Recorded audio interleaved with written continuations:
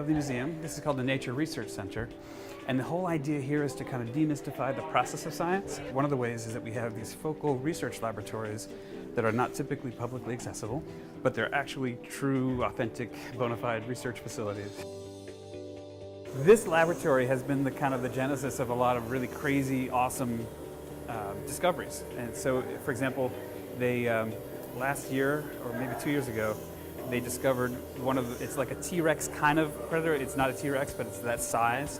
One of the first mega predator dinosaurs from North America in 60 years or something like that.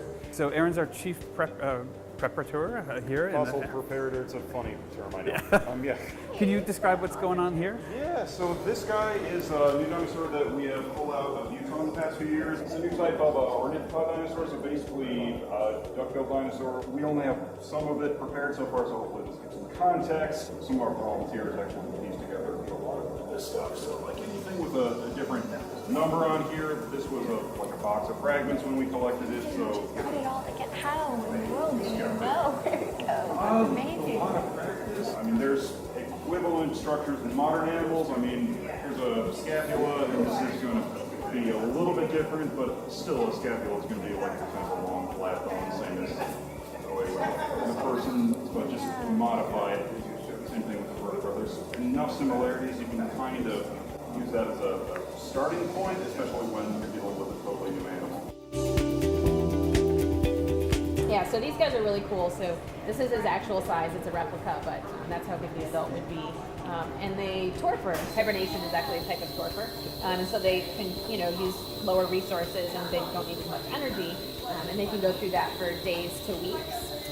Whereas you've probably heard of bears that hibernate, right, for months at a time. Some of the other related lemurs do that. But these guys are really cool. So they're nocturnal, which is why his eye sockets are so big. And they're really good models to study Alzheimer's disease because as primates, they also have brains similar to ours. So you can actually watch how the brain, plaques form in the brain and stuff. So people do a lot of aging studies in that. So this is our Naturalist Center. As I mentioned before, we're a true science museum, intellectually based on our collections.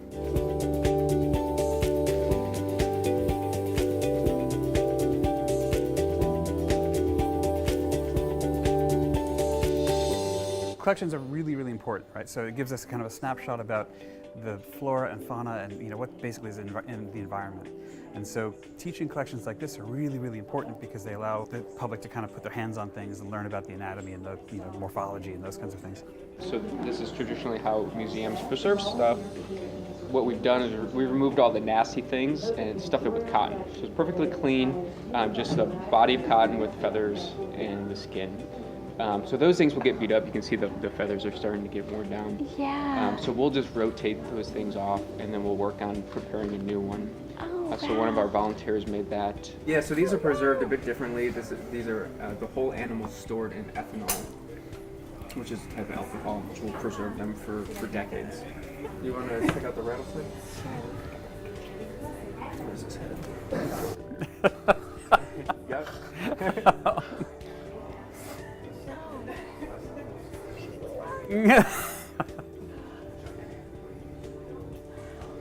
Pretty cool.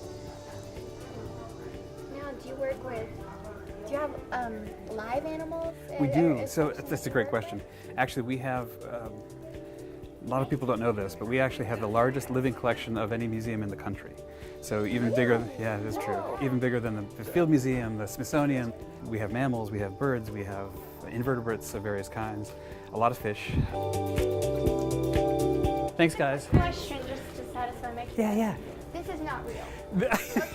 Scratch and sniff. No, they're. It's the most popular thing in our room. Yeah. Everybody loves it. The poo-poo platter, yeah. I was picking up and I was like, no. Yeah.